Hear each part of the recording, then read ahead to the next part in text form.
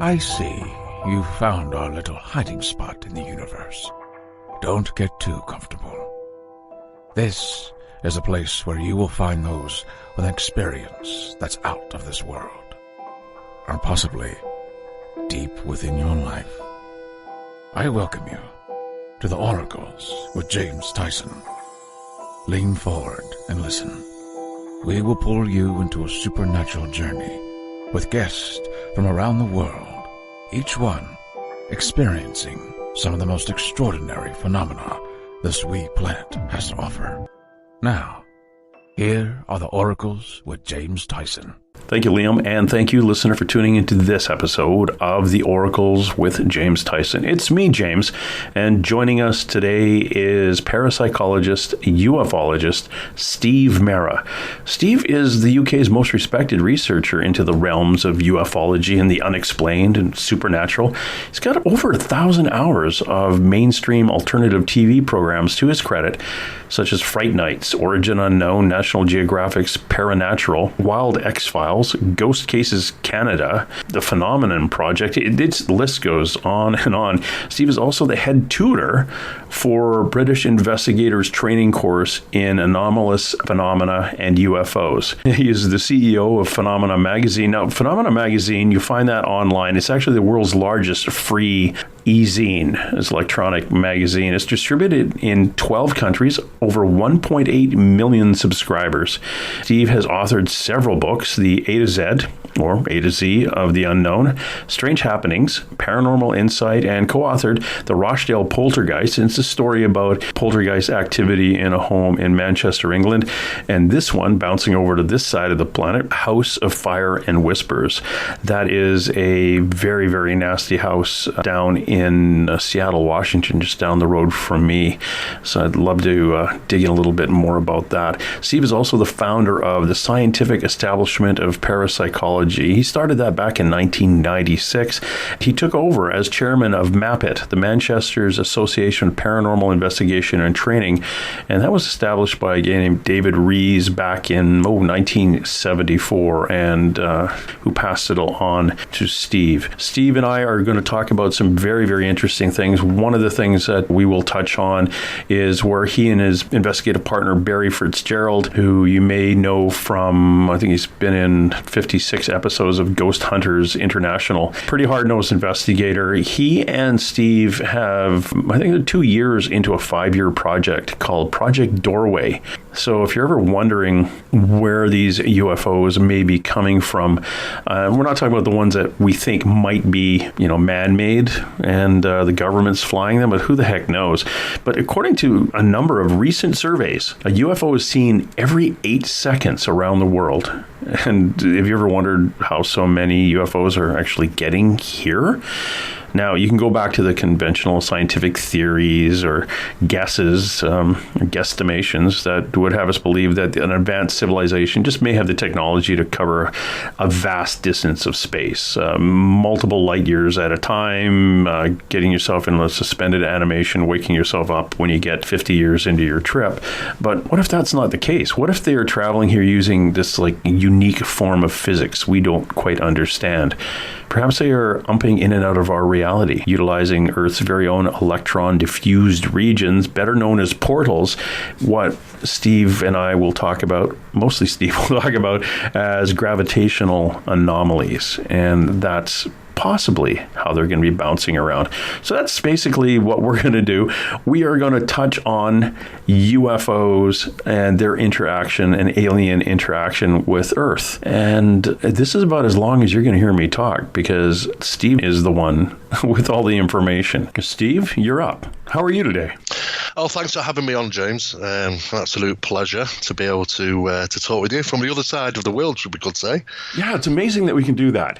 That literally, we can plunk ourselves down at a desk, turn on some wonky little electric book here, and communicate with somebody from the other side of the planet, which is fascinating. And particularly when we're talking about people, or possible people, that travel from other planets to here. So we're trying to catch up to them, I guess. We try our best. We try our best. Now, One of the things I was talking about in the introduction was that you took over from David Rees in his work. Yes. And one of the interesting things, and what just jumped out at me, was he'd been doing it since 1974. And a lot of people don't realize that, a lot of younger people now think that the UFO phenomena has only been bouncing around for a decade or so. Yes, that tends to be the general idea for most people, especially from the flying saucer era days of 1950s. Yeah. I tend to think that that's kind of when the subject was born. But the longer you actually spend in this subject, researching aerial phenomena, we could say, you kind of go full circle. I mean, obviously, when I started, my first investigation was back in 1983, 38 years ago. And my mentors told me that we are dealing with nuts and bolts crafts being flown by extraterrestrial beings which are traveling to Earth in a linear fashion from their planet to ours, and that was the general idea. It was the scope of the things at that time. But boy, have we come on so much over the years that really has opened the doors to a lot more possibilities that are involved in regarding true aerial phenomena. We do know that the research goes back considerably a huge length of time. I mean, even if we just want to look at, for instance, the pictograms and artist work that has taken place representing this phenomena in paintings, in graphics, in arts throughout the 1300s and the 1400s and 15 and 1600s. They're immense, and they're all over the world. And we have to say that this isn't purely by chance. This isn't the imagination of artists that are just saying, hey, I'll just decide to paint this in the sky. These are very well thought out images and paintings, very well-known paintings, and it's worldwide. It's not something that's just been contained within one aspect of society. It's worldwide. But what's interesting is that during the 14 and 15, 16, 1700s, this phenomena was considered to be had a religious connotations to it. In fact, anything that was seen in the sky was probably thought to be godly or angelic in nature. And therefore, you would see it across a lot of images and paintings, artwork of the crucifixion of Christ, biblical scenes, even the famous painting of Jesus being baptized by John the Baptist. There are thousands of these paintings all over the world, artwork, drawings, and they are still being discovered.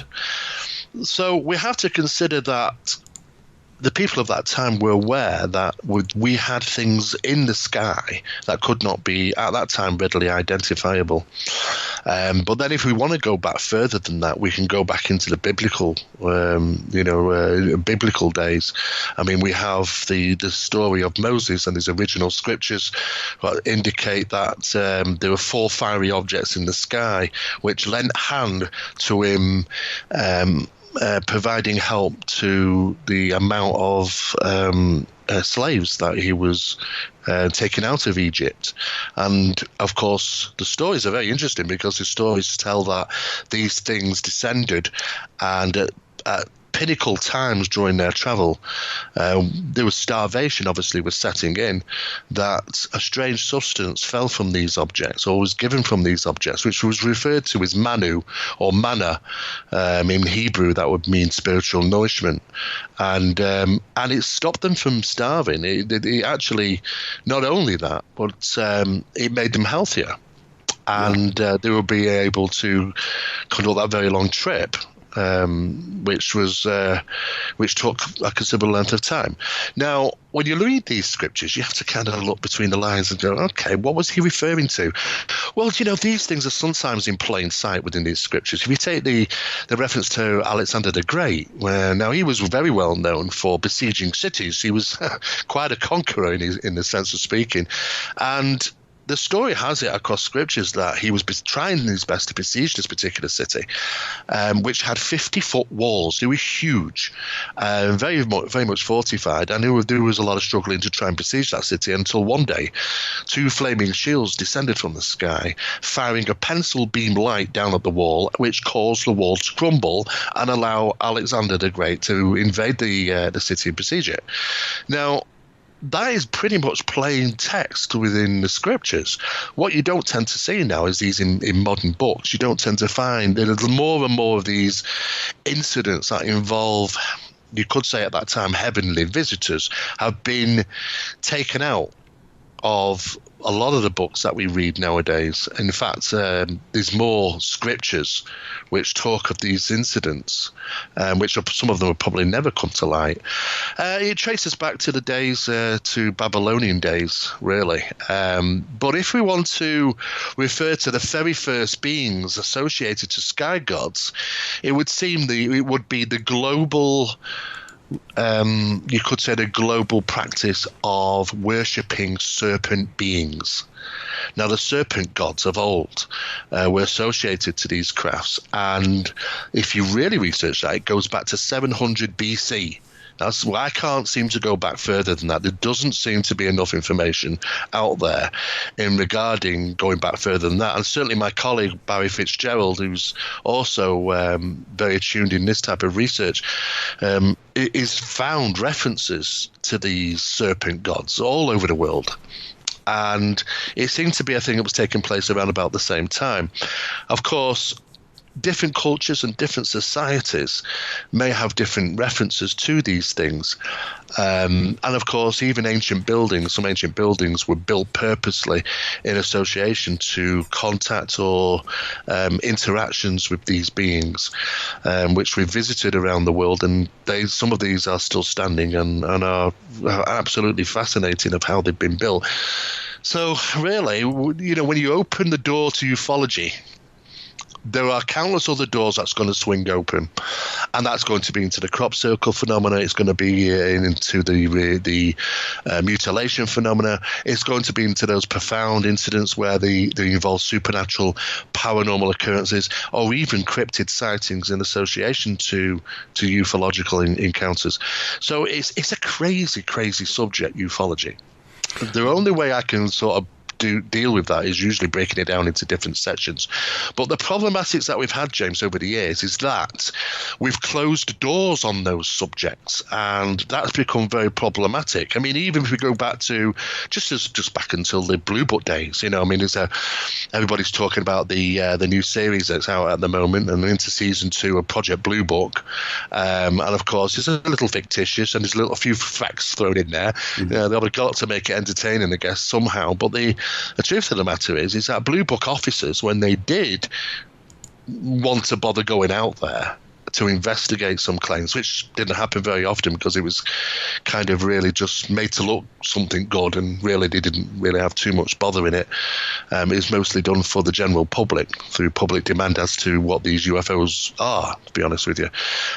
But people were telling them that they had profound experiences as well as just ufological experiences. In some cases, the phenomena manifested in their houses as paranormal disturbances in some cases. They weren't interested in that. I mean, the bottom line was, we don't want to get involved in all that ghosty stuff. Let's just stick to the facts of extraterrestrial contacts, possibly, or misidentifications of aircraft and so on and so forth. So, I talk about ufology all over the world now, and what I'm trying to do is advance the subject. I think for most researchers will agree now that certainly the leading ones throughout the world, is that it has become rather static. The subject of ufology, I mean, some of the investigation that took place in the 1950s is actually better than what's being produced today. And it's become problematic because we've got too many variants of just great stories in the field and without any evidence. And I think it confuses the general public. I think that, there are two sides to how you want to approach this. If you're interested in the subject, there are some absolutely amazing stories out there.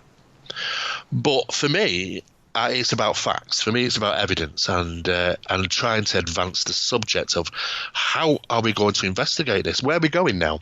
You know, it's the 21st century. What do we know about this subject? Well, to be honest, you know, I mean, I think we really do need another scientific inquiry, a professional scientific inquiry into the subject of ufology. There hasn't really been one basically since the 60s and 70s, really.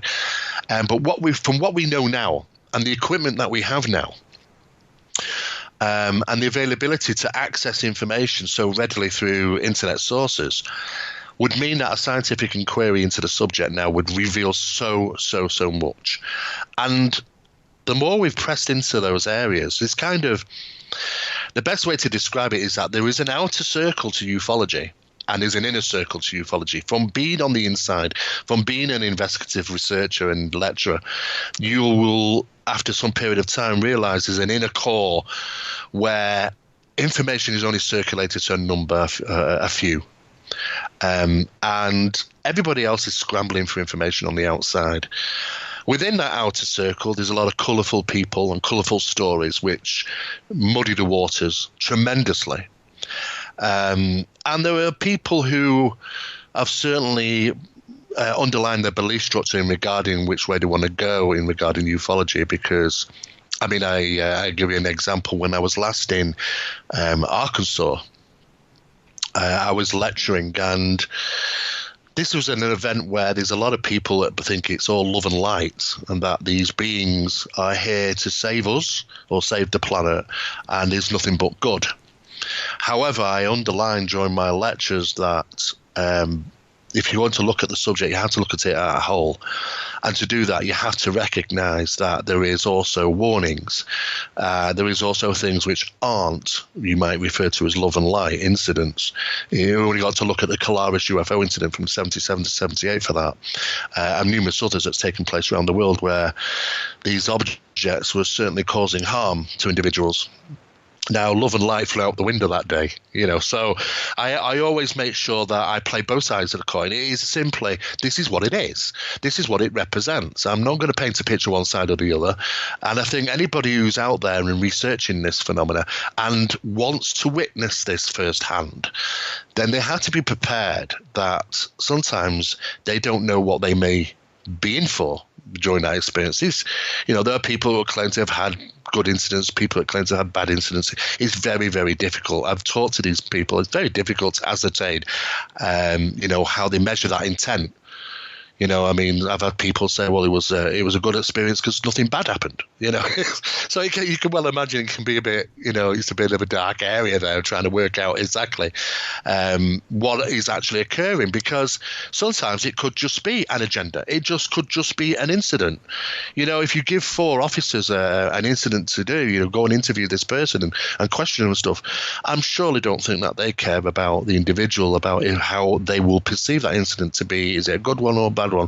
They're just doing the job, and it's usually left with the individuals to consider what it was all about at the end of the day, and do they put it into some bracket of it was a good experience or it was a bad experience.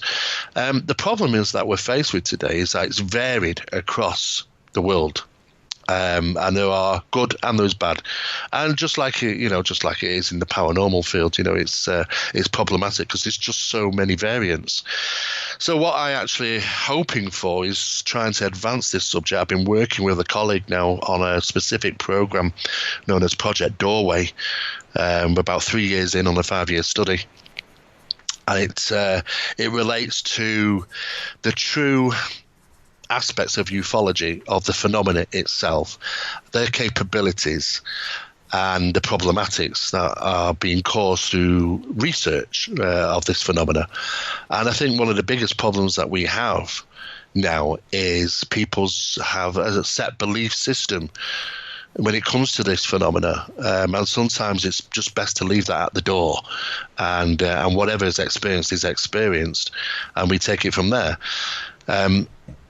If we want to sort of go down the extraterrestrial hypothesis, well, I'll give you an example. Recent surveys across quite a number of countries. Now, we can't obviously get information from all countries because there's quite a lot of countries that don't share information with us, and we don't get that correspondence.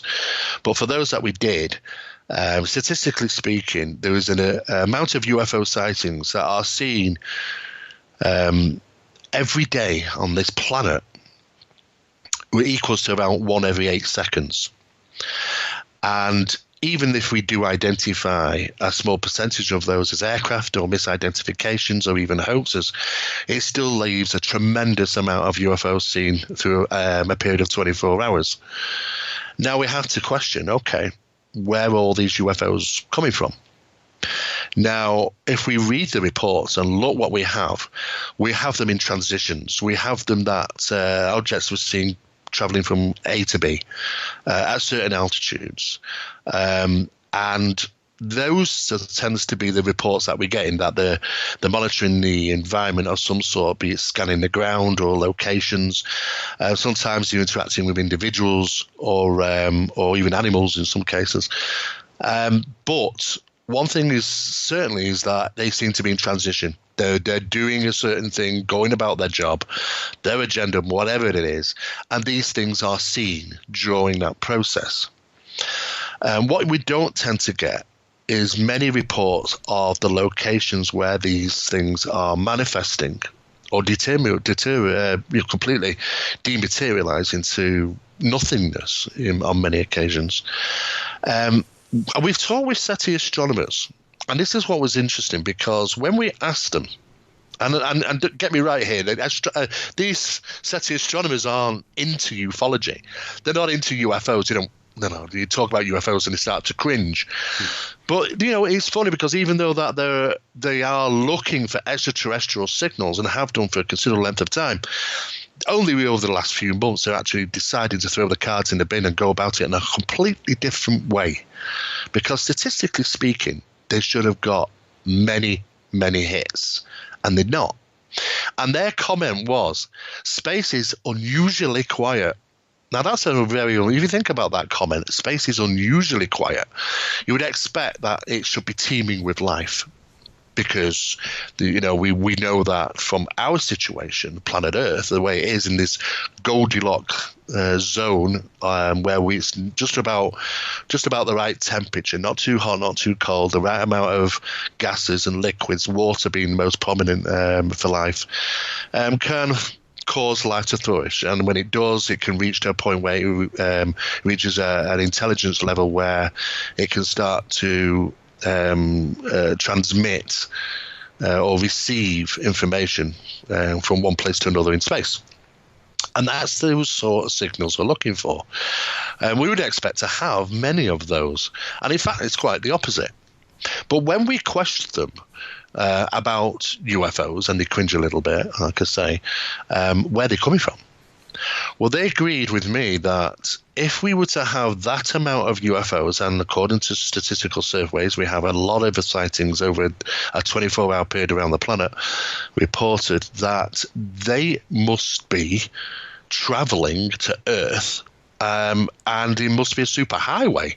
For that amount of UFOs being seen, you'd expect a lot of traffic traveling back and forth. Now, traffic traveling backwards and forward to Earth kind of breaks the ether, you could say. It disrupts the radioactive levels of our higher atmosphere, the ionospheres, and so on and so forth, which are detectable by radio telescopes.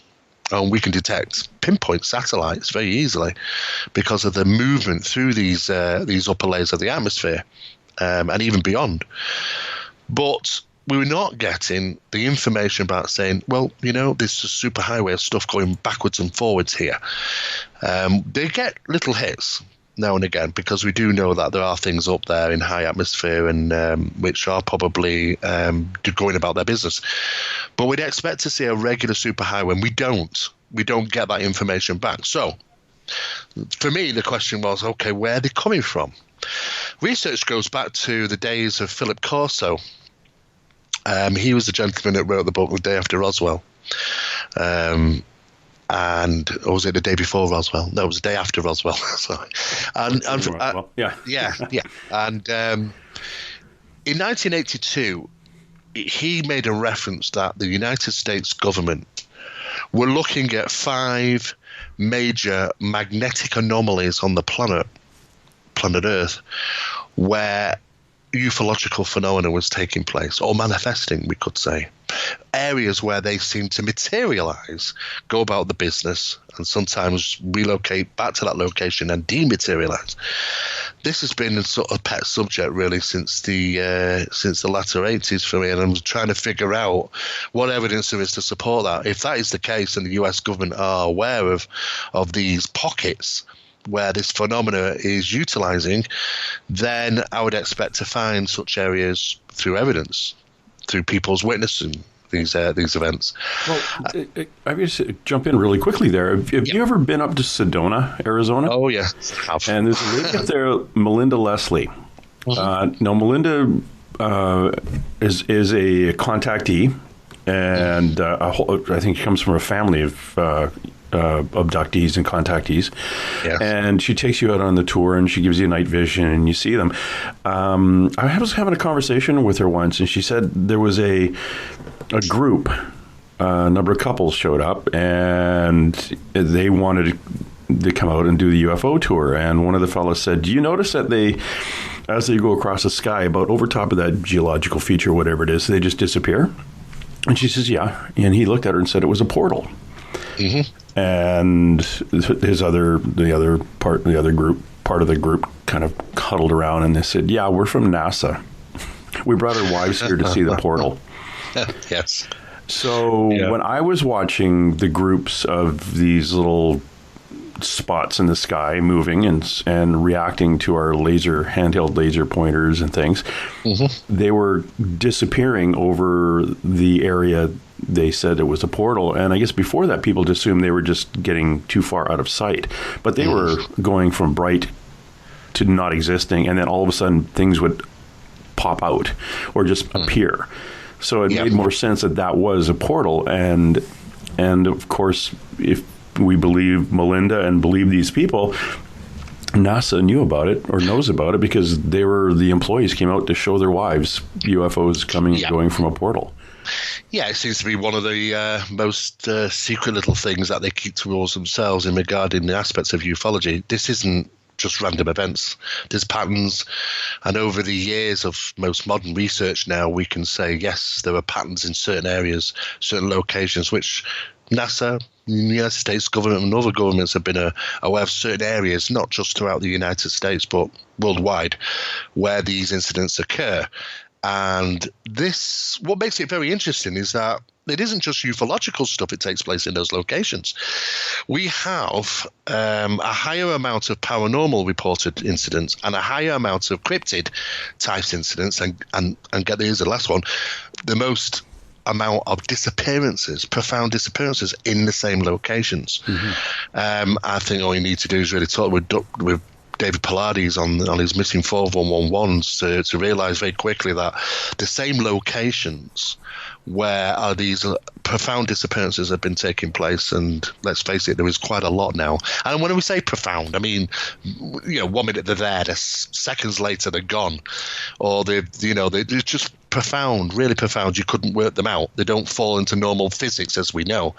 Those type of incidents have been going on for a long time in the same areas, same locations of these, what you could refer to is high positive magnetic anomalies in association to these objects. But the problem for us is that we've been held back within these subjects. The ufologists have been forced into a box, and a lot of them don't tend to look outside into the other boxes, be it the supernatural, spiritual, paranormal, metaphysical. There are other aspects to the subject, and I don't think we can gather all the data and conclude by being sat in just the ufological box. We've got to tear down those other boxes and look at the subject as a whole. And that's what we've been trying to do, because we think the advancing of the subject, well, it's certainly not been it's been a disadvancement to us, really, because we had the UFO guys not even get into the paranormal. We had the paranormal guys say, I'm not interested in UFOs. And really, we were never going to get a full picture of what was really going on with this subject. But over the years, we've kind of realized that, especially over the last 5 years, is that there's definitely, without a shadow of doubt, a conscious connection between a lot of this aerial phenomena, true aerial phenomena, and the individuals, those observers of the phenomena. And it's really no different than the the double slit experiment, which was, it shows that when we actually are looking at an object, that it actually acts different because of the observation of it. I think this was initially put together by the Weizmann Institute of Science, and they conducted some highly controlled experiments demonstrating these beams of electrons and how they are affected. So if I put it in simple terms, if I've got a pencil in my left hand and a pencil in my right hand, and you look at the pencil in my right hand, then the actual atoms, the electrons within that pencil you're looking at, act differently than the pencil you're not looking at. We know that there's a very much likelihood that this connects into the paranormal realm. Without getting into the paranormal too much, if you investigate the poltergeist infestations, and there are people out there who have investigated these a long, long time, we discover that most actions, most incidents where things are being moved or thrown happen once you take your eyes off them or you're not looking in that direction. The theoretical science that's involved here is the fact that the phenomena itself can't conduct that act because of you've the restriction of the electrons because you're looking at them. It's exactly the same thing with the old pencil effect, really. If you actually look at what the electrons are doing when you actually look at these things, they're kind of held in space and time. They're kind of locked as like a round ball. And as soon as you take your eyes off them, they open up as like a string or wave pattern. And fly off in different directions. It's as if like they can freely move to do so once you're not observing them. And when you observe them, they're kind of locked in location. Now, there could be the fact that poltergeist disturbances, actions that do happen, a lot of those incidents that happen, such as objects suddenly flew across the room, we didn't actually see it leave its place, but we knew it happened. The actual act took place. Could be because the fact is that we are restricting the action from taking place because we're looking at the objects. So we're kind of working in where the paranormal is somehow could be associated to the ufological aspect with this conscious connection. There's something which is connected, but once you're actually looking at something, there's something within those electrons that know that observation is taking place. And that could simply be that whoever is occupying, even the crafts themselves maybe, have an awareness to them that they are being observed at certain given times, which means that when you're out there investigating these things, and it's happened to us countless times all around the world, that sometimes they'll allow us to film them, other times they'll do nothing. There's absolutely nothing going on until you put the cameras away in the trunk, and as soon as that happens, all hell breaks loose, or something is seen, or something manifests.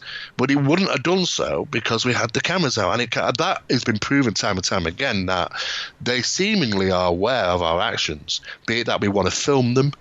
It could be just different measures of intent. We know this from the 1980s because there was several orders given, the shoot-down orders by military pilots on some of these objects. And what happened was they were reporting that everything was going fine, just normal procedure, until we put weapon lock on these things. And at that point, just prior to it happening, they did a highly evasive maneuver. The pilots weren't able to lock on. So they gained control. And of course, they try and put lock on again, and exactly the same thing happens again. They do this counter maneuver to stop that action. And the pilots were confused because it was as if they knew what was coming next. Knew what the pilot was thinking before he actually physically hit a button. Exactly. They measure the intent of the pilot. So it's just like measuring the intent of the observer. You might be on the ground videoing or photographing one of these things. You might be in the air as a pilot. But it seems to show enough evidence there now over the years gathered, and there are hundreds of accounts of this, if not thousands, from people who've attempted to film these things and they've not allowed them to, or they've only come out because suddenly they put the cameras away, or when pilots, suddenly take their fingers off the weapons lock button, there they are. And I guess it's frustrating, but at the end of the day, it shows that they have something of a form of conscious connection with the individuals. And of course, that phenomenon is capable of measuring the observer's intent. And now it could be because they want to measure the intent in case of harm or photography, filming. It could be numerous different reasons. But we do know now that the capabilities, they have a remarkable evasive measures that they can do, and we've filmed these, we've tracked these, we know how they're very clever. They even know how they perceive to us from the ground. Some of these objects have mimicked, and it was not purely by chance that Steven Spielberg put that little scene into his Close Encounters movie when they had these objects that made the Big Dipper, or the plow as we call it, the constellation, moving across the sky, because there was quite a lot of cases he actually reviewed, proper real cases, which he wanted to portray the subject of ufology as a real subject within that film. And that is why you have those poltergeist type effects taking place in the kitchen when all hell breaks loose when they're coming for that little boy, because there are reports of people having poltergeist type issues associated to ufological events. He really wanted to make sure he said it as the report said it. And we have accounts of UFOs which seemingly, from your angle, would be lost in the constellation because you think it's a star when it isn't. It's only when you get it from a different angle or it moves, you start to realize, this is no star, but it seemed to be so. Dual cameras now, which film in the infrared and the standard, show that some of these objects are actually cloak themselves with infrared, so that we can't visibly see them. But there are cameras that can do so. We know that infrared cameras have been out for quite some time. But there are cameras which film in dual lens now, or dual format, which will film the standard visual range as a normal camera would, as well as the infrared range. And we can put them both side by side. You can see objects moving across the sky in the infrared, and completely nothing on the left-hand side, showing normal visuals. So we know that they have the capabilities of, you could say, it's like the old days, isn't it, when watching old Star Trek, cloaking devices. I mean, it's all those theories from years ago, that we seem to hear about today. Cloaking devices, in other words, cloaking themselves from visibility, so they know our limitations, our visual limitations. But we also have the fact that there's a number of problems when people come to film these things, or even seeing these things, because psychology will tell you that we all kind of perceive slightly different. Nobody's exactly the same, to be honest with you. And there are certain things that can take place when these objects are seen in the sky. I mean, for instance, they can resonate at certain frequencies. If they resonate around about 18 hertz, that kind of matches the human ocular resonance, and it can cause objects to shimmer, when in fact we're saying they're shimmering when they're not. It's just our eyes see it that way. We can only tell you from how we perceive, you see.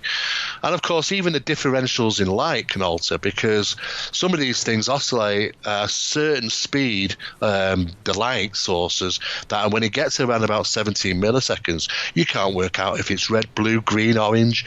And you've got people glimpsing little sections of that and saying, well, it was orange, and this other person said, well, no, it wasn't, it was blue. It gets confusing, because these people have all seen the same thing but might report something slightly different. And most of all, we also know that they can generate an infrasonic sound. Now, we are limited again. We don't hear infrasound. Animals, birds, insects do. And we do know that they can generate certain frequencies. Again, it was shown in Spielberg's movie. When you have those incidents, and people have reported this, all of a sudden the crickets suddenly go deadly quiet. It's absolute, there's nothing around. And all of a sudden, something manifests, a UFO is seen, and so on and so forth. When you actually look at the data, there is actually what's actually happening here is that the crickets or the birds and so on and so forth go quiet because they're hearing an infrasonic sound. And that infrasonic sound, how crickets work, I mean, I've walked through cricket fields, and when you're walking through the long blades of grass, even just brushing through them, generates an infrasonic sound, which to them alerts them to go quiet because it's a predatory instinct act, and they just fall silent. And then after a while, the one will chirp and then the rest will start up again. But what we do is we have these masses of incidents where suddenly everything goes deadly quiet, strangely quiet. And of course, it would seemingly, it's the insects and birds of that location are picking up on the infrasonics. There's an infrasonic sound that's generated from the phenomena just at the time of experience or just prior. So we have monitored, and we've actually got some very low recordings of infrasonic sounds. 48 hertz was one of them, which was coming from the west coast, I think it was the south coast actually, of Ireland, which my colleague managed to capture at 48 hertz. So, and it's been associated to the UFOs, which have been seen throughout that vicinity. So they have a number of little tricks that you can do, and I think in some cases we are seeing the effects in the environment prior to seeing the objects, and this is why obviously sometimes people will report those strange things. But when I got involved in this, I mean, though I did my first investigation back in 1983 of a UFO sighting, I couldn't help. You can't help when you come full circle, because it didn't take me long to realize that there's more to it than what meets the eye. And there is so much of the paranormal realm which is associable to the ufological realm. And it doesn't, you don't have to do much research to figure that out. If we go back to 1918, for an example, Aleister Crowley was a very known occultist in the UK. And he was doing this particular type of seances. He actually went to Egypt to conduct these certain types of channelings and brought through a being in 1918, and he described this being. His name was Lam, Lam, and he claimed he was a being from another world, another reality. And he drew this, Aleister Crowley drew this, and he was a small grey being with a large head. And you got to take into consideration, this was in 1918. If we look at the skull experiments, now the skull experiments is something which is probably one of the most prolific studies of the paranormal through the process of mediumship and psychic abilities. It has taken place in a small town in Norfolk in the UK known as Skull, which produced some amazing discoveries in regarding the field of the paranormal and the manifestations of objects. Those objects were actually kept and put under analysis. These figures also turned up as well during the skull experiment and had large dark eyes and the typical scenario of an alien grey's face, and were claiming that they were coming through the other realities. So it would seem that the process of channeling wasn't just a matter of spiritual channeling, but there was also alleged ET channeling that was taking place as well. So it's kind of came hand in hand, one of the same thing. And that was also demonstrated by two women in America. One was Stella Lansing in 1961, and the other one was called Dorothy Izzat from 1974. And what was interesting about these two women, middle-aged women, housewives, they had an uncanny way of being able to capture UFOs, and not just UFOs, but light phenomena and strange beings, apparitions, ghostly manifestations on cinefilm. Both were used in 8mm cinefilm, and experiments took place, and they'd just be sat there, and all of a sudden they'd get this sudden urge to jump up and say, "I've got to go outside and film," and they'd run the reel, and surely enough, they would capture strange things that defy scientific explanation.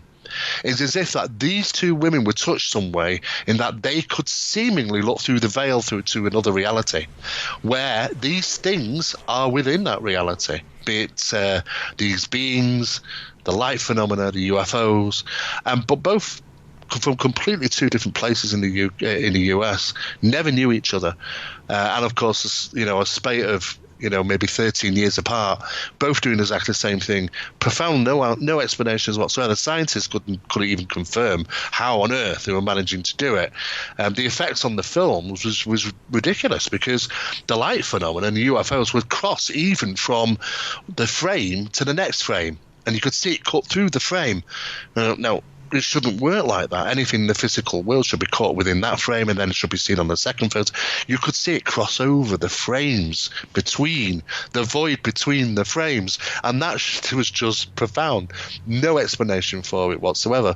But those sorts of strange things, do defy rational explanations. And when we start to see in the 1970s paperwork coming out from the CIA, and this was quite interesting, because what happened is that the CIA decided decided to look into the UFO phenomena. What's all this UFO phenomena about?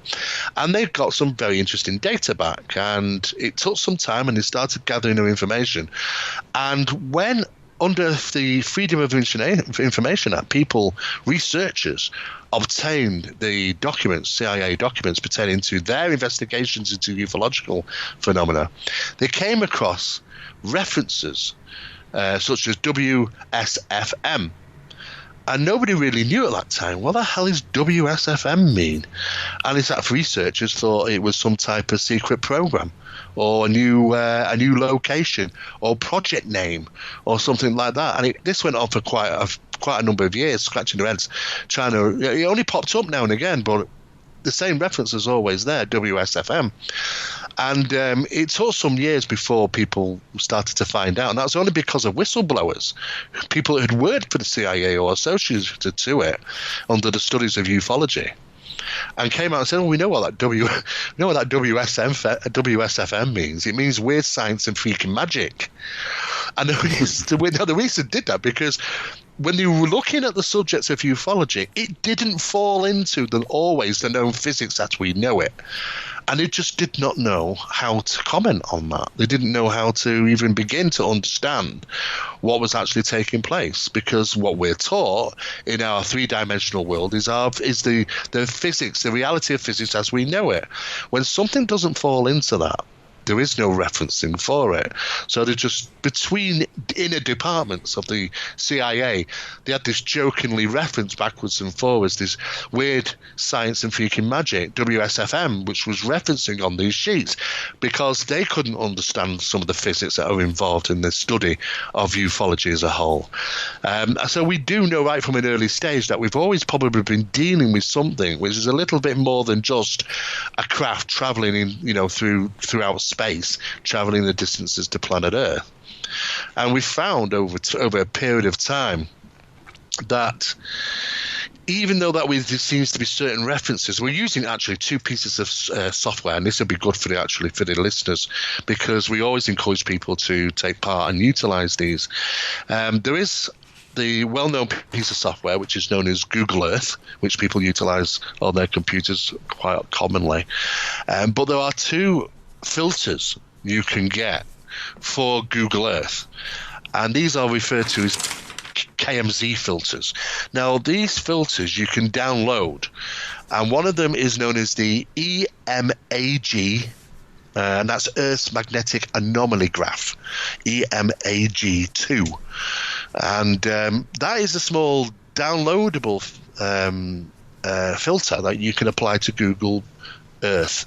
And when you do so, it will show you planet Earth being scanned by a satellite in orbit of the positive and negative magnetic regions across the planet.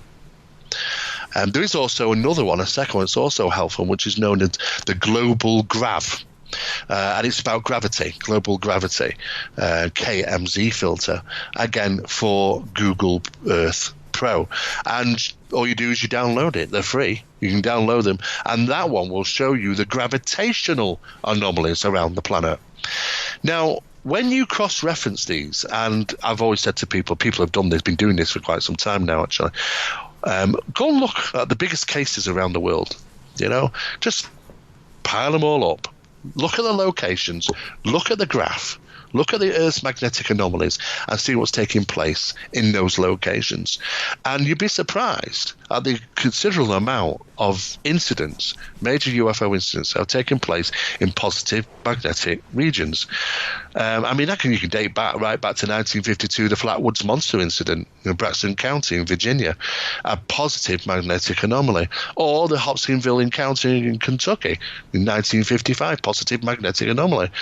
It's exactly the same for Skinwalker Ranch.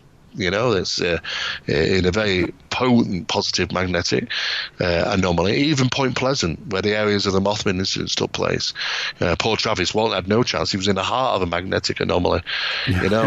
Not a chance. He was in a massive one. The small Broadhaven UFO school incidents that took place in Wales, or the UFO scene.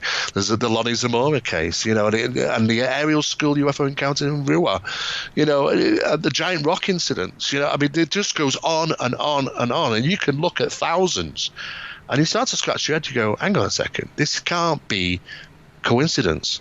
There's got to be a correlation between UFOs and these positive magnetic regions.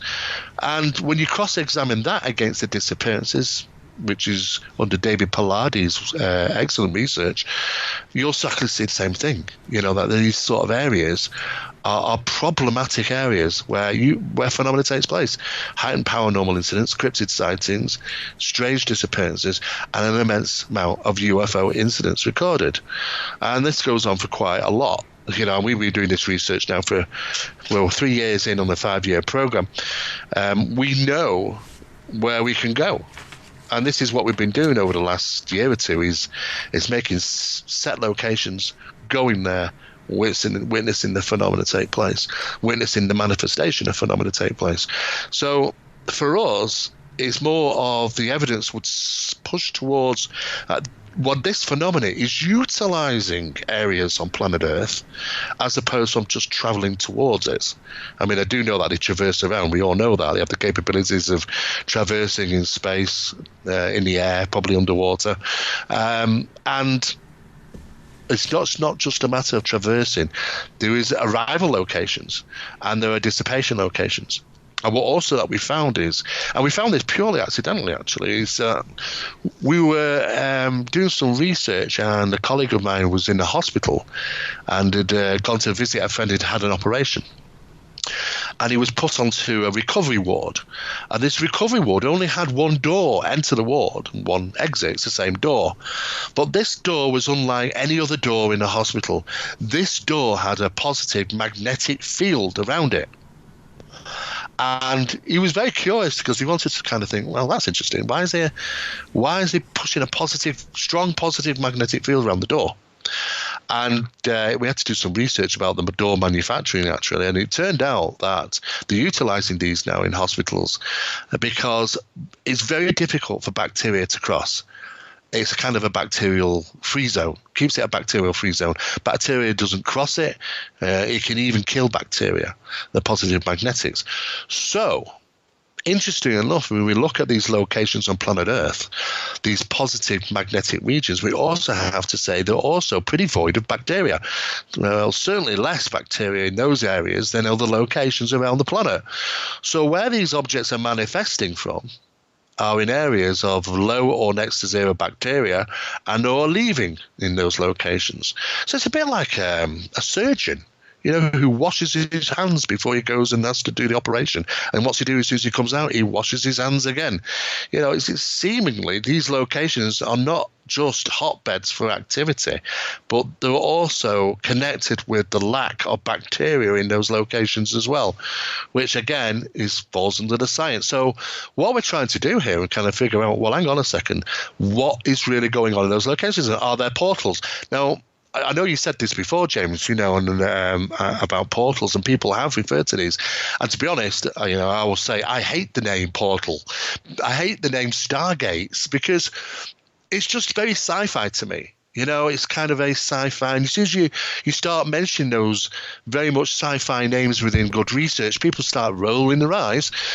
But is there a real proper name for these? Because there definitely seems to be something taking place. We know it happens at Skinwalker. In fact, my colleague was there in October 2019, just a few months ago, and phenomena is still taking place there. Now we've got the video footage and the photographs and the gunshots that they're trying to shoot these things in the middle of the night. It's still taking place. But they won't shoot. They'll never kill these things, but they're shooting at them, and the phenomenon is still there. It's just moved to perimeter of Skinwalker. It's moved a little bit further out. The more because these things are evasive at the end of the day. They don't want mess. They don't want trouble. They just want to go about their business and don't want nosy people turning up with cameras and you're doing tests and things. So they try to evade their best. So they've moved off the main part of the ranch to the perimeter of the ranch, but it's still happening and it's still manifesting. There's a place that I'm going to go to possibly in mid-August, and it's called the Blind Frog Ranch. It's 12 miles away, and they have the same activity there. Yeah. And there's not a great big fence around it with guards on golf carts. Because, frankly, something of that nature isn't going to be deterred by a fence or a property line. So it's the area itself. It's one specific lot. No. It was never the ranch at Skinwalker. I mean, though this stuff did interact with people in the ranch in a paranormal sense, in regarding poltergeist type stuff that was going on there and trickery. I mean, there's just two things that this phenomenon represents. And I absolutely guarantee that from spending 38 years in the field, is that it's deceptive. And it plays tricks, and it's not what you think it is, on many occasions. And it seemingly seems to have or represent itself in numerous different ways. I've always said, along with my colleague, that we're dealing with the same phenomena, but it just has so many masks. And this is what makes it very difficult, because it seemingly has been a phenomena that, well, it may even predate biblical history or documented history. It could have been going on for longer than that. I mean, they may have been here even before us. We may be the new kids on the block for all we know. One thing for sure, it's not a new phenomena. And what another thing is that it doesn't seem to traverse through a technologically traversed. In other words, we can see the difference in our machines, our technology. Aircraft and planes are just with a 20-year gap. Just 20 years later, we can see our advancements in technology. This phenomenon is seemingly stays the same. These discs, objects, and things like that are referenced hundreds, if not thousands of years ago, and are still being seen today. A perfect example is one of the Heflin 1957 photograph of a hat-shaped UFO, which is exactly the same from the 1998 Southport, UK photograph. They're identical. If I was to show you both of them, you'd say it's the same object. But how can that be? Why do they not change over the years? Maybe it's just a point that they don't think like us, or they already have reached perfection. One of the things is that it's certainly different than our technology, because our technology, we see the advancements just within 10 or 20 years. We can tell when there's a new car come out, or a new vehicle, because it's, hey, look, it's got the latest tech on it and it looks different. But it doesn't seem to happen with this phenomenon, and that's what's most profound. But when I mention That's what I found. I was talking to Bob Lazar. I had a real brief conversation with Bob Lazar one day, and the UFO that I can't remember if it was the one he was working on at S4. He claimed he was working on at S4. Was found in an archaeological dig and was estimated as going down 10,000 years ago. Yes. And it was the same as the other ones that were recently found in the last 50 years. Yes, these are things that have been going. They're a lot older than what we think. But it's just different. It's a different type of tech. It's a different type of physics that's involved. But one thing is for sure is that this is not new. But what we tend to be seeing today, though, is really, our aspects of how we deal with this phenomenon in modern tech world, 21st century now. People want answers. The thing is, though, we have to really go back a long, long time to consider where we even begin with this. And if they are, like we say, these areas where they're locating to on planet Earth, that might represent the reasons why they say look after planet Earth. I don't think they care about us, to be honest, James, too much. They're quite happy to sit back and let us war over the planet for thousands of years. They don't seem to be too bothered about us, but they certainly seem to be bothered about the planet. And I often think to myself, well, that may be a good reasons why if they're utilising it. If their way their ticket is in to our planet through these different locations, then we have to say, well, are they jumping from reality to reality? And when you start to look at these ideas about reality, more and more evidence is coming forward. In fact, there was Dr. Lisa Randall from Harvard University, and she was quoted in saying, I believe an extra-dimensional a dimension may exist close to our familiar reality, hidden except for a bizarre sapping of strength of gravity as we see it. In other words, they're right here. Now, the governments of the world will want us to look up and want us to ponder on which planet these things are coming from. But the problematics of that is that it might not be that. And might actually be right under our noses, right here, right now, and we wouldn't even be aware of it. And this is how sometimes this phenomenon reacts. No different than the paranormal, of course. Sometimes these suddenly manifest, and of course people will experience those things. And when they have done on some occasions, manifested, even those sightings at night whilst travelling vehicles, there have been reports of the headlights of the vehicles bending towards the objects as they've manifested. And any physicist will tell you that that is evidence of a gravitational well, a gravitational field.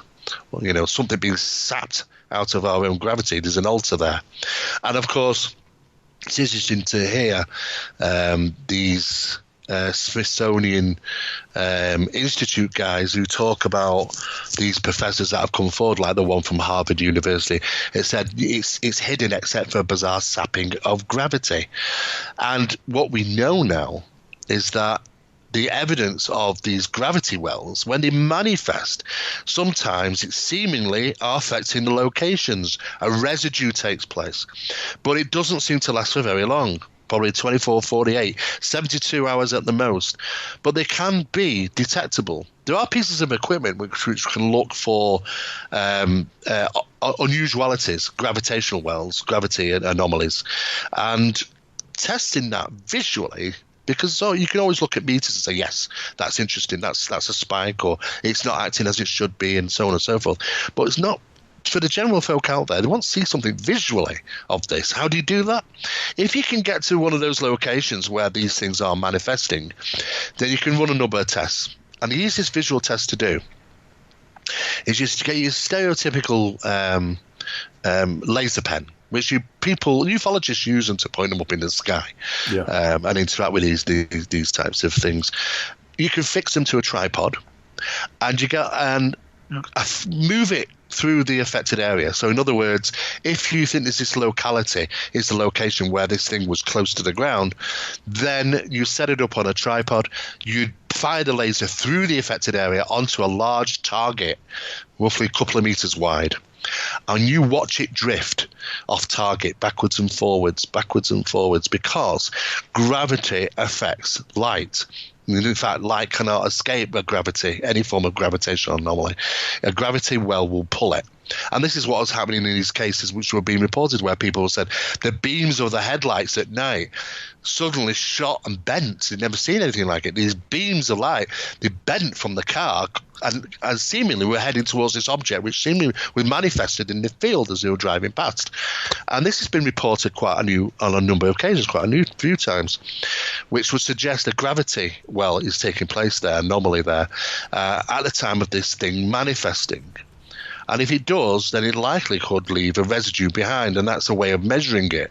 Apart from being equipment, a visual method would be to watch for the movement of a laser, because that it's like a string of a bow.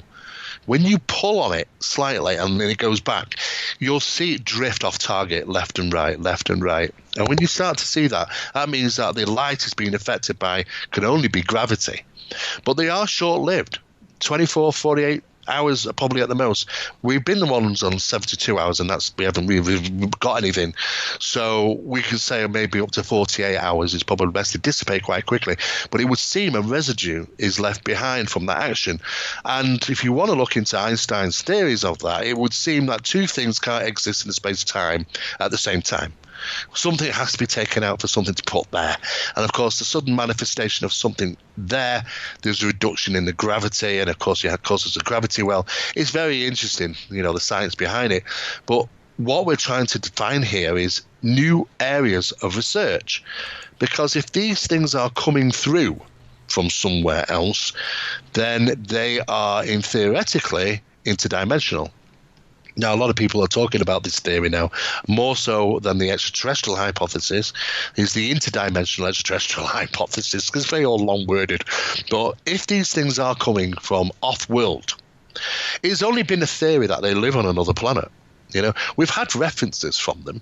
They said, oh, well, I come from this planet and I come from that planet.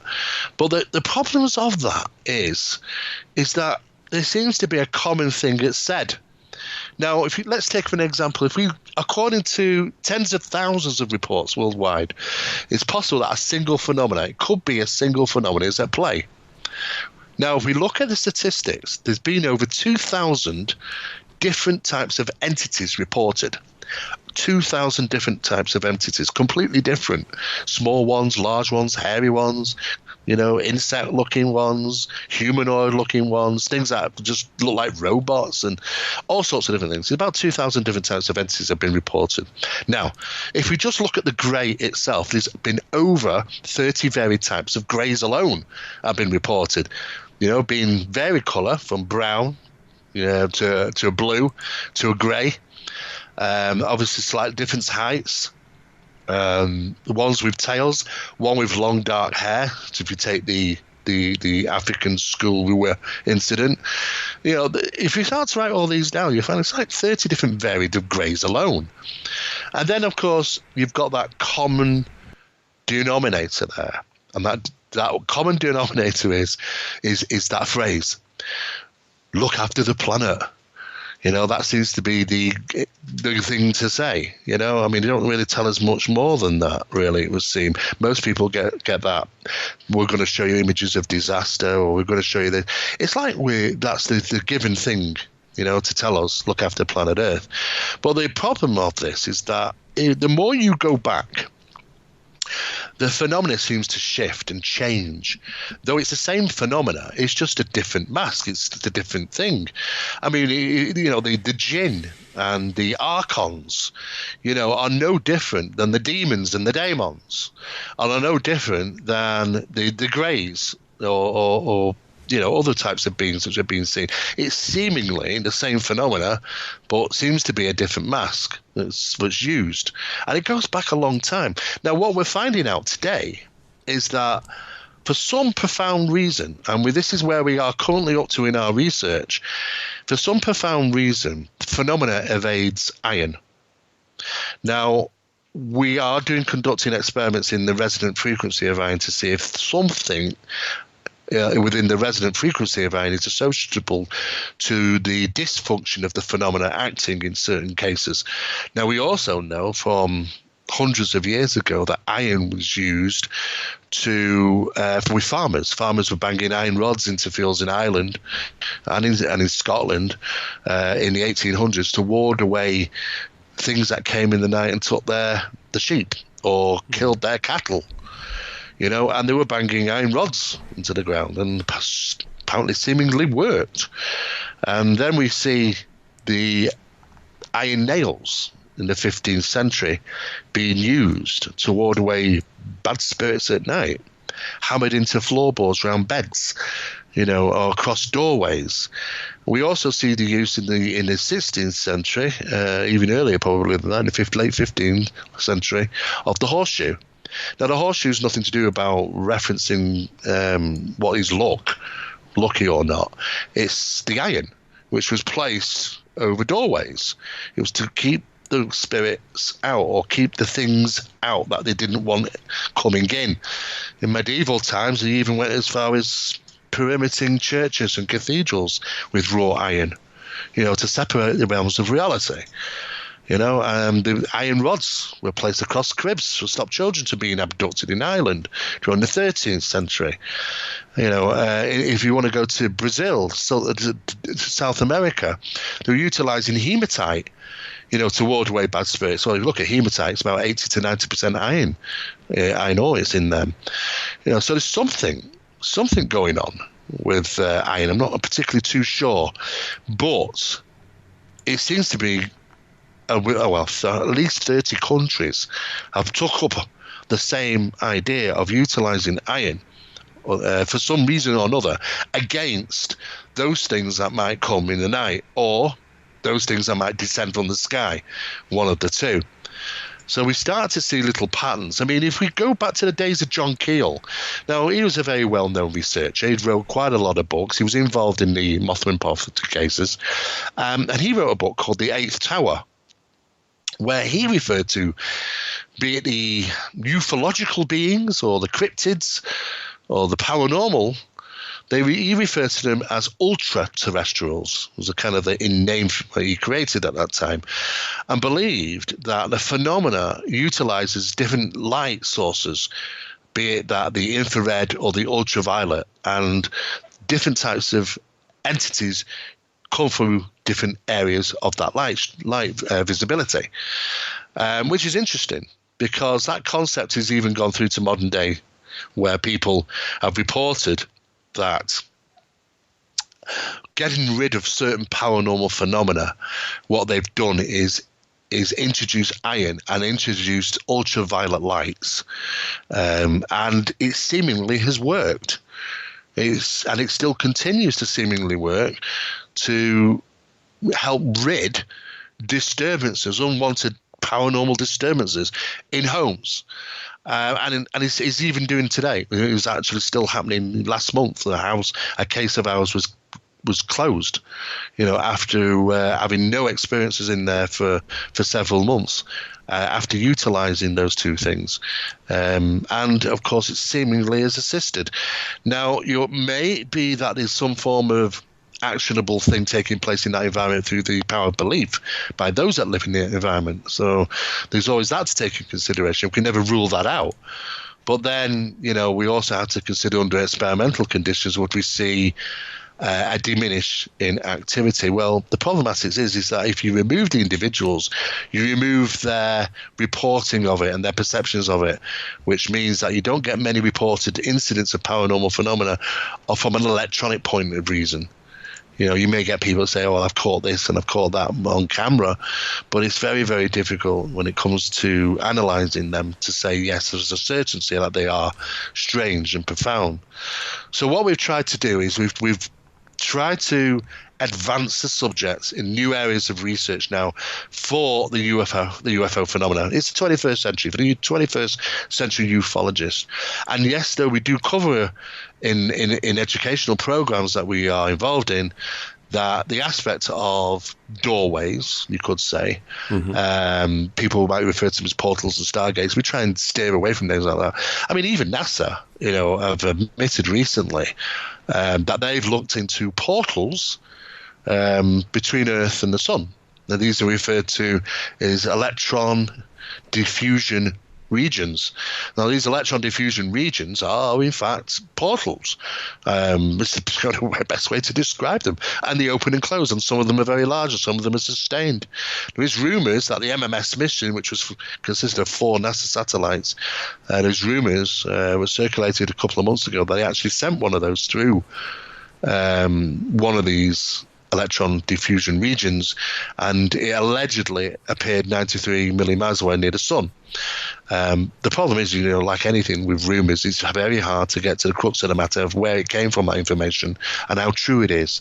But one thing is for sure is that they launched 4 of these satellites for the investigation. It's known as the MMS mission, the investigation of portals, electron diffusion regions outside Earth. And there are plentiful, apparently. There are lots of them. And they've been investigating these now for probably around about 5 years. So, I mean, theoretically, I think if I was a scientist, I'd probably pop one of those satellites through myself and find out and see where it comes out. And if that is the case, then we have to question, well, if it is, then it's kind of tracked to 93 million miles away to the Sun. And if that is the case, then we have to start looking at the SOHO satellites and saying, what are all those objects that seem to be coming out of the Sun, or around the Sun?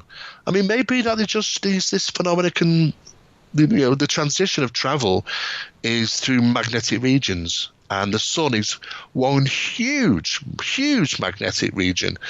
It's compared to Earth, it's nothing. It's huge. And maybe the star hoppers, maybe that they utilize these areas from traversing from one location to another. It's a whole completely different physics we may be dealing with. But what we've done is we've decided to action all these different locations where research is needed and what's required to do so. And we've also put forward, the new information regarding the cattle mutilation phenomena, for an example, though people cringe a little, I suppose you get a lot, still get reports of that even nowadays, don't we, James, of mutilations? A few, primarily down southwest U.S. Still, yeah. Well, there was an incident that took place some years back in Norway, and what was interesting is that some hikers were walking over the hills, and they came across around about 300 dead deer, and they started to film it on their phones and cameras, and they were absolutely shocked. And these weren't just all huddled together; these were, they were spread out over about a mile, and which is a lot, like a huge amount. And what they didn't see is any live deer. They didn't see any. They were all dead. And they reported it to the authorities, and the authorities came out, and the Forestry Commission people did, and they reported it because that information had already got out, these individuals, hikers, had discovered it, they reported it as a lightning strike. That a lightning strike had hit. Now, this is over a mile radius. Yeah. It's over 300 deer. Some of those deer are on top of each other. And probably what's most alarming is that a third of the amount of the deer were missing their heads. Antlers were left behind in some cases.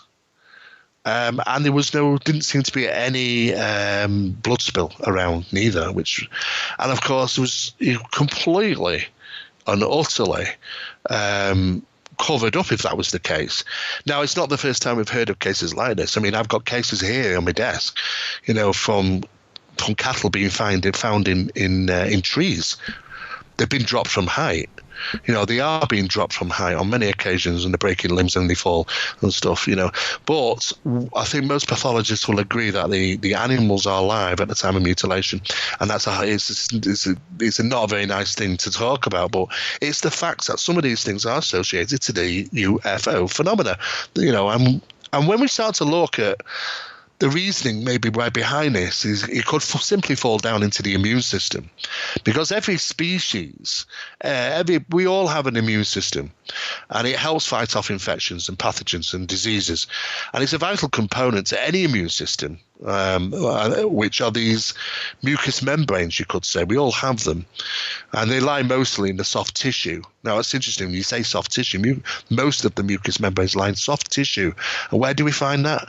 Around the eyes, the nose, the tongue, the mouth, the rear end, soft tissues on animals. We know where those are. And the total area of mucosa is around about 400 meters squared. So you can see there's quite a lot of it. So if you consider the skin surface is it's about 2 meters square as an example, then it demonstrates the fact that that how vital they actually are. So when in a situation it creates fear, so in other words, if we are stressed and we're fearful, that fight or flight kicks in, not just in us but in animals. That response kicks in as very automatically. It's just like a survival mode, we could say. Now, what happens is, any pathologist will tell you, it releases adrenaline and noradrenaline and cortisol, and they are vastly released into the bloodstream. And our immune system is completely impelled and mobilizes with increased activation. So in other words, it's like quadruples the amount of into the immune system at a time of fear. Now we have to question, is that what's happening with these animals? Because, you find it within soft tissue and you find it in the blood. This is where the mucous membranes are. This is how to get the mucosa. This is how to study and try and obtain information regarding potent immune systems. We have to question if that's taking place now, because, when we first looked into the cattle mutilation phenomena, many years ago when Linda Moulton Howe, who's a good friend of mine, who actually looked into this subject quite heavily, I don't know if enough work was done at that time to look into the immune system. Could it have been the immune system that is really what's going on here? But what I can tell you is that that's not a new phenomenon either. I talked with a gentleman, and he's an Indian gentleman in his 60s, and he said, not his father, his great-grandfather. So we're talking 3 generations back here. In India, He said, my grandfather was sent out into the fields running to get cattle in and goats in and things like that, because the lights would come down from the mountains. And if you didn't have your animals in, then, they're likely to be killed or taken. One of the two, they were usually found mutilated. Now, if this is 3 generations ago and taking place in a small town in India where the lights were used to be seen coming down from the mountains and heading towards the fields, and they were rushing out to get the animals in, how long has this been going on for? That's, again, is not a new phenomenon if that is the case. And there are some significantly old cases throughout Ireland, even in Dublin. The head office in Dublin, the government building, has got some documentation there from the 13 and 1400s regarding cattle mutilations that have taken place with farmers across the Irish community. There are some really old documentations about it. So what we've been doing over the last year or so is that we wanted to look at what information is actually out there, James, and in regarding the subject of ufology, and where can we go now? Do we need a new study of this phenomenon? Yes, we do. And we need to employ people to look at the aspects of the paranormal as well. And is there commonality between some incidents and cryptids? I mean, are these guys really animals that live as an animal? Because, there are many people or trackers that will say, well, if you want to look for a large Bigfoot, for an example, you follow the food source, because large animals eat large amounts of food.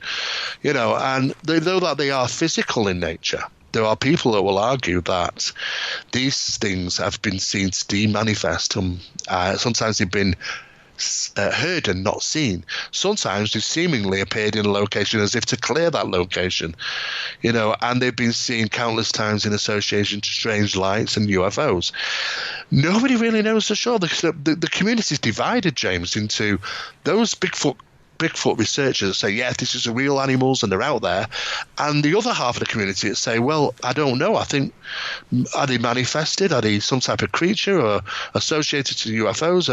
The subject's divided. And that's and I'm one of those people, because I used to and I still associate with a lot of internationally well-known psychics who have kind of contact with odd beings out there, and it's both. I have a great opinion. I have an opinion that it's both. Yeah. There's a group of we'll call them extraterrestrials for the lack of a better label, that are protecting those that are the animal. Yes. Yeah, could only be.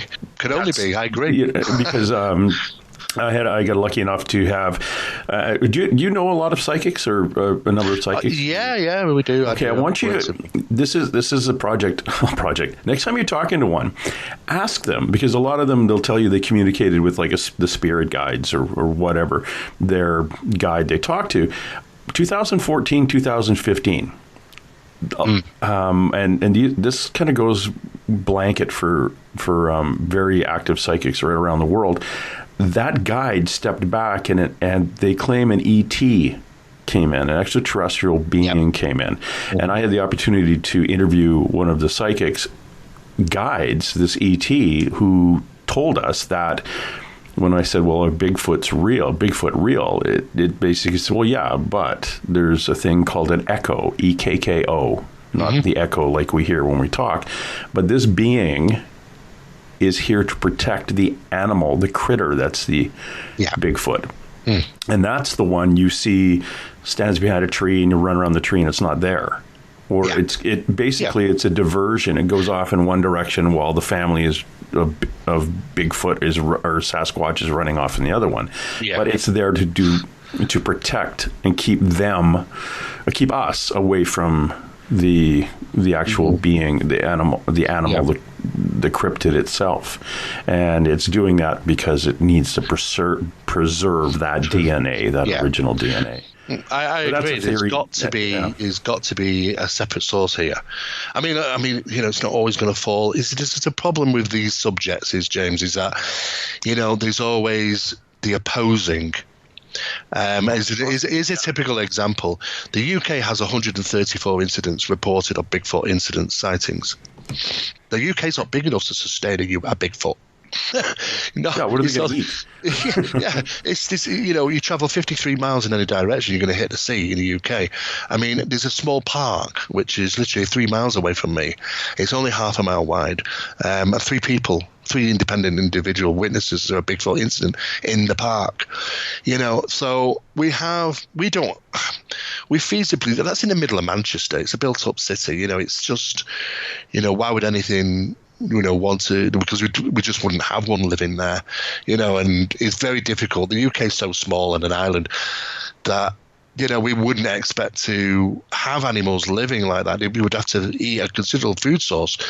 It would be trackable, very easy, identifiable across the UK. We just don't have that area to hide in. And yet we have 134 incidents.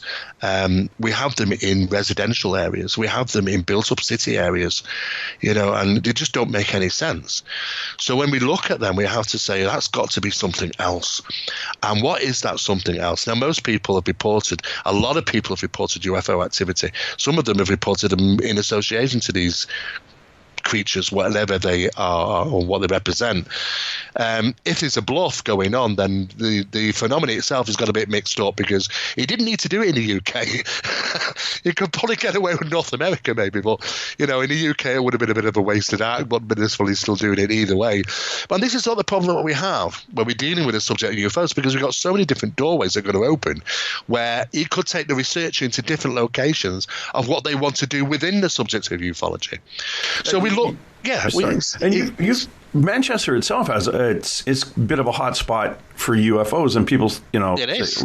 A lot of times, there'd be an Air Force base around. Well, Burtonwood, RAF Burtonwood closed in '94. Yeah. That would have been about the closest one. Other than that, there's one, Menwith Hill is northeast, way just north of Leeds. That's right. So it's not that close. No. So, and so why? Liverpool's a port city. It's down the road, but it may have some military something going on there. Yeah, it doesn't really add up. That's the problem. And this is what you find all the time. You think that we're actually going to get somewhere close, and sometimes it takes you out of a fork in the road. The problem is that, with so many people doing different areas of research, we wanted to kind of bring them together. Who are the people out there who have really got the finger on the trigger in regarding research of where we're going in the future? So what we did, James, is we managed to contact those people around the world. We looked at the best courses that are out there. And, there were a lot of different ones, varied ones. MUFON, we looked at MUFON's course, and we thought, okay, there are some aspects of ufology that really do need to be put into the courses now, because it's changed. It's not like it used to be, ufology, and there's so many new areas of research now, especially the magnetic anomalies, and you can go out and witness this firsthand, and you can utilize specialized equipment to do so, and utilizing what technology we have with satellites now. We wanted to create a new course, and we did. We called it the UITC, the UFO Investigator Training Course, and Project Doorway, the 3 years of the five-year program, is in there, in the course with it, and we've just been in talks with MUFON actually, and they've taken the course on board and approved it, and they're going to be putting it into their store for distribution as a reference guide. It's about 300 pages long, and it's a color guide. It's a very glossy, full book color guide, but it also comes with updates which continue, because I've always argued the point: the phenomena never stands still. We're always learning new things. So whoever gets these courses have to get updates. They have to, because the phenomenon is never going to stay in the same place. So we expect to keep up with that. Well, and that's a brilliant way of dealing with it, because if you, for anybody who's been in the military or even a lawyer, when you get law, in the back of that book, it's made for updates. It is. It is. That's it. Yeah. And it's fun. It's the oddest thing. We have school. We have a textbook, and that textbook may be updated every 10 years, if you're lucky. Yeah. But to have something where you can actually continue to add because this is I almost hate to say science, but the investigation into these phenomena is fluid.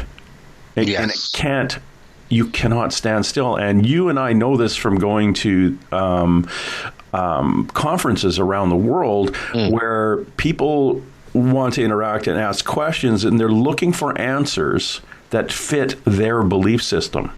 That's right. It is. It's kind of the other way around, really. Yeah, they're trying to look for the information to fit to their belief system. Where I've always said to people, look, just drop aside the belief system.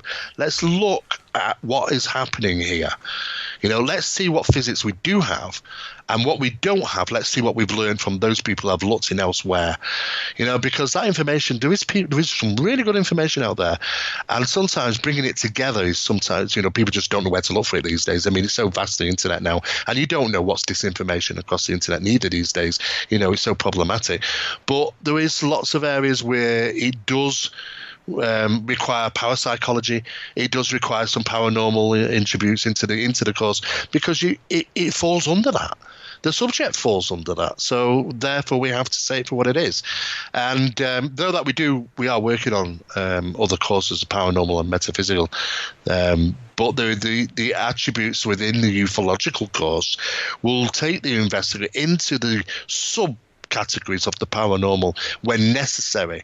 I mean, here's a typical example, which I'll finish on the course identification stuff, is that when we had an incident in 2006, which was investigated as a poltergeist disturbance, a mug apported, disappeared for over 90 minutes, turned up in the middle of the carpet in the lounge area, in plain sight.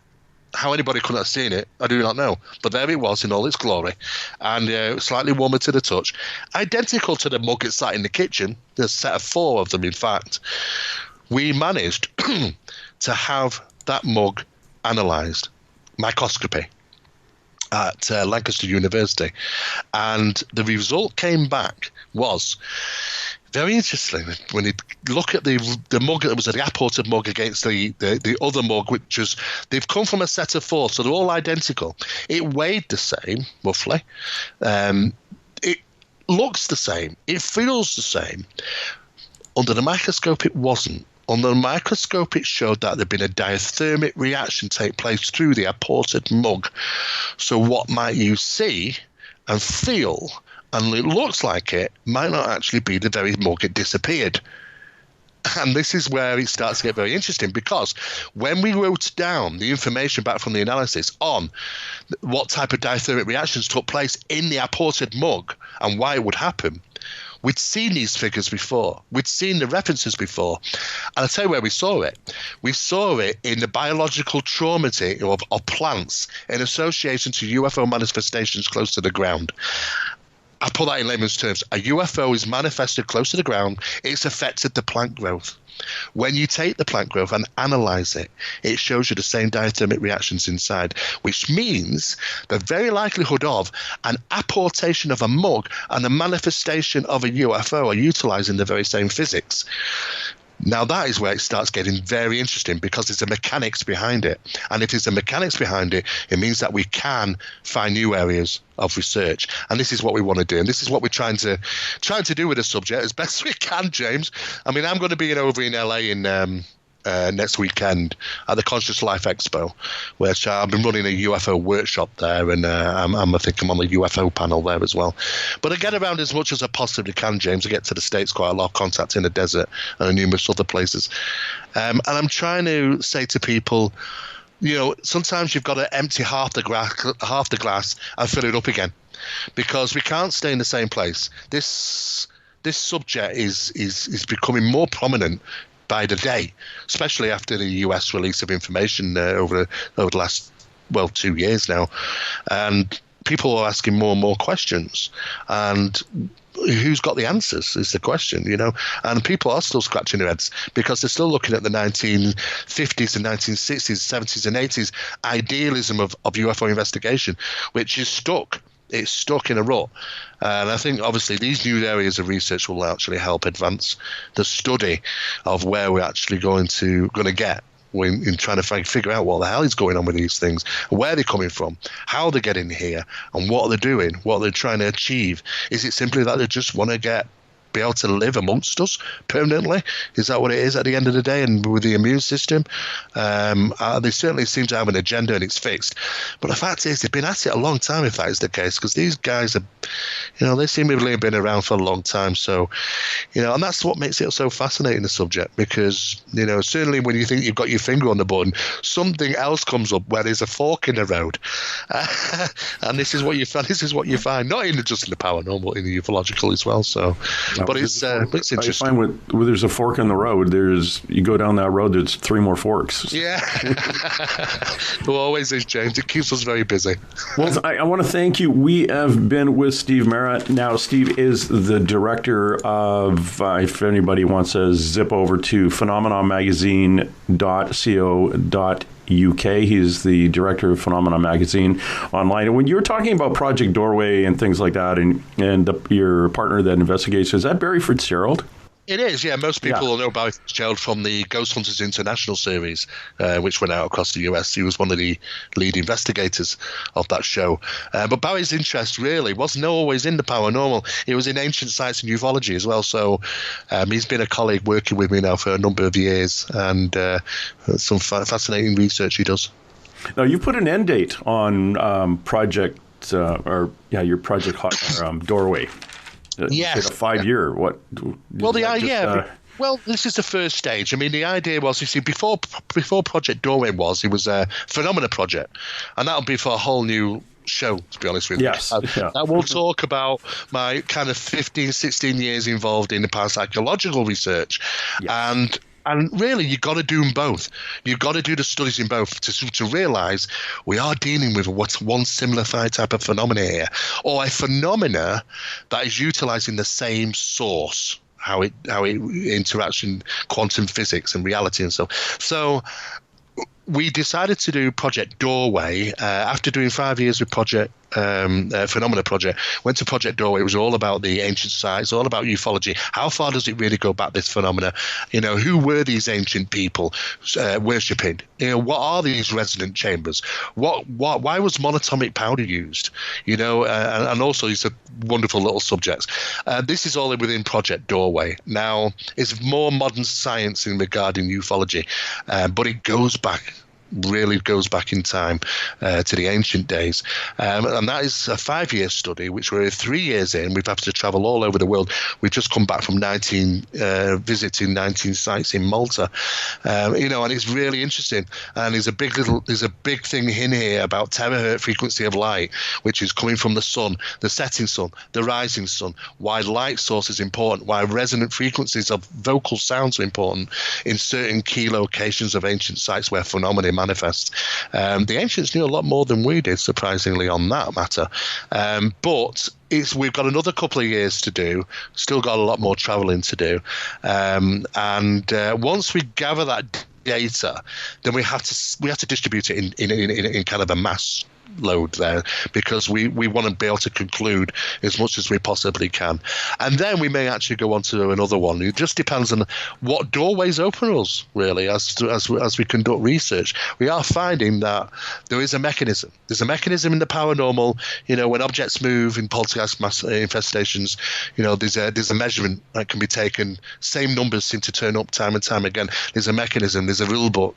And we believe that there's certain mechanisms within the ufological aspects as well. So we're just going to highlight them and allow people a path to go and investigate further. And we are really pushing. I've talked to some of the biggest researchers around the world.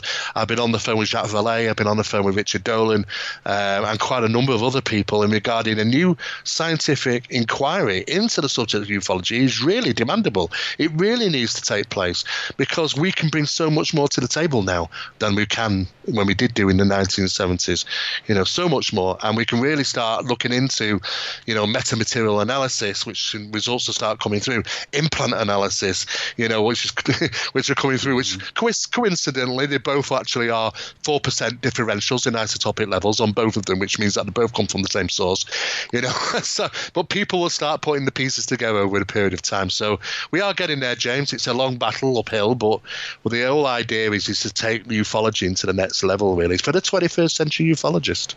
Yeah, and that's where it needs to go. It can't be the stagnant, and we have to teach people. What am I saying? We have to, educate people to understand that. Don't try to, force this round peg into a square hole of your beliefs. Keep your mind open and take information as it is presented, and take it, digest it, and ask questions. Unlike what I've done today, not asking any questions, but I sat through your lecture. This is a good one. It's fascinating. My listener, I'm sure, absolutely loved it too.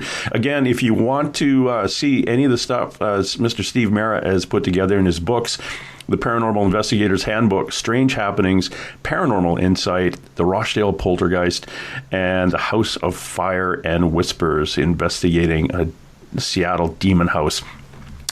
Those are all available if you go over to the phenomenamagazine.co.uk and just click on what Steve's books are, and show you a little bit of a link and email address, and send it to him, and see what books he has available, and he can mail them out to you. And remember, he's mailing him from the other side of the planet without a gravitational anomaly to send it through. So pay attention to that kind of thing. And you're coming, and you are going to be in Los Angeles next weekend. That is the weekend of February. Which one? This is this weekend coming up. That will be from I believe they start the Conscious Life Expo on the Friday. So we're talking the 7th, 8th, and 9th. 7th, 8th, 9th, and 10th, I think it goes for. Yeah, I've a friend of mine is also going to be there. She sells woo-woo stuff. No, she's I'm talking to her next week too about it. It's Apolia. It's a name I can't pronounce, but she is. I see her at a lot of the metaphysical conferences, and this is her conference basically. That this is one of the ones that she puts on. So she's Yeah, well, there are lots. I've seen it. I go to these. I'll always look through the stalls. I find it fascinating because there's all these wonderful little things, and there's a lot of the connections now. People are making the connections. Putting the dots together slowly to realize that there is a conscious connection with the phenomena. But the problem is that we're battling society.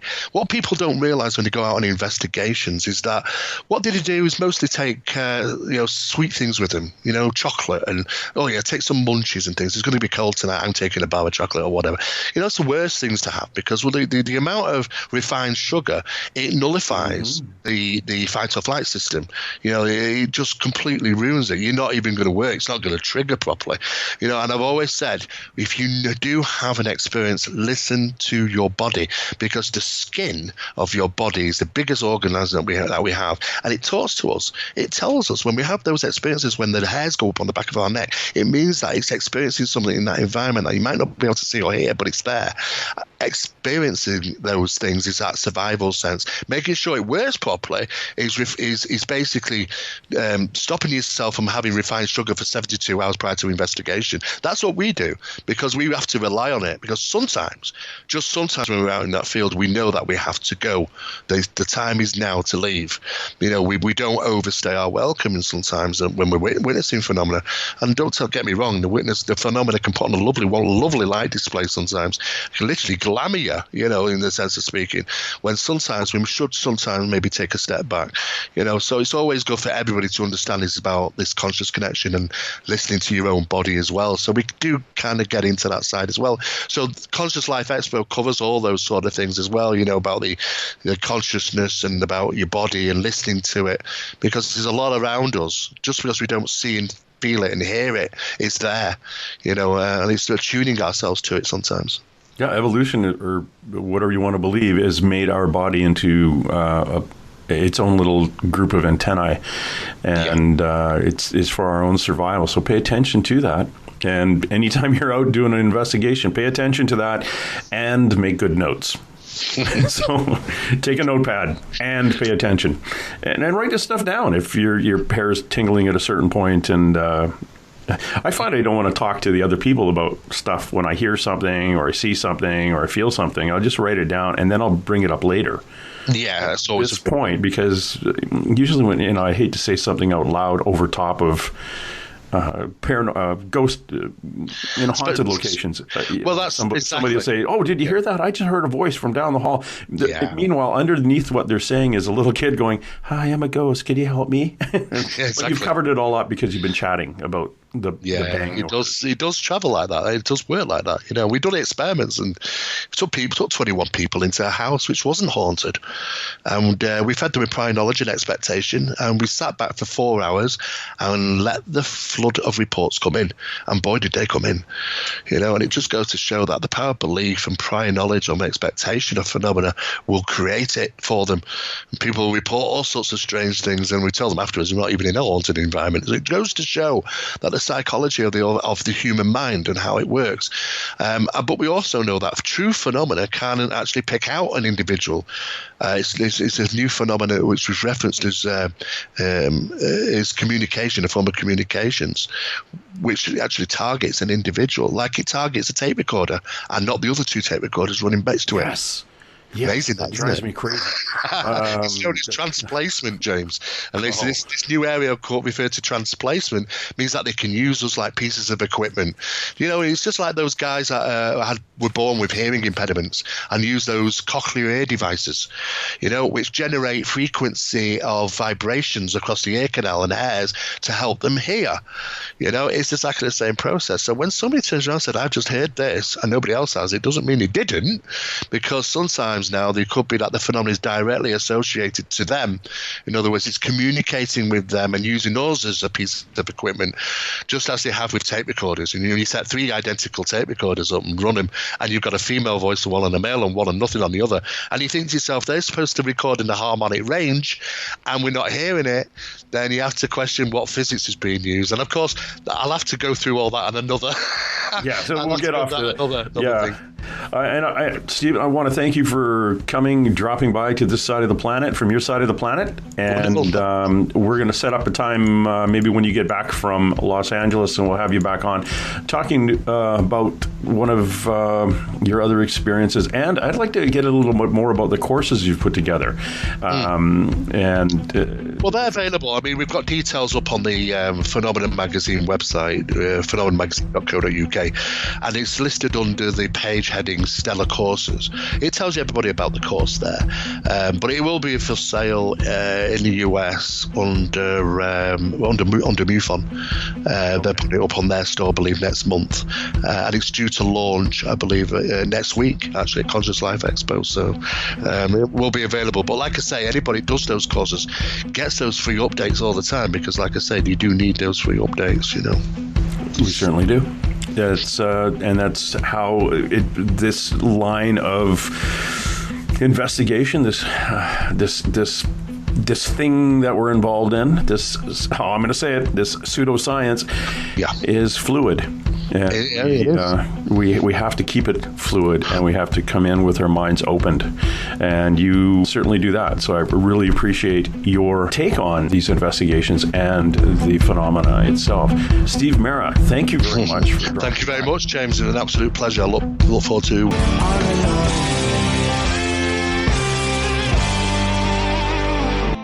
All right, that's it. Let's roll. And hey. Let's be careful out there.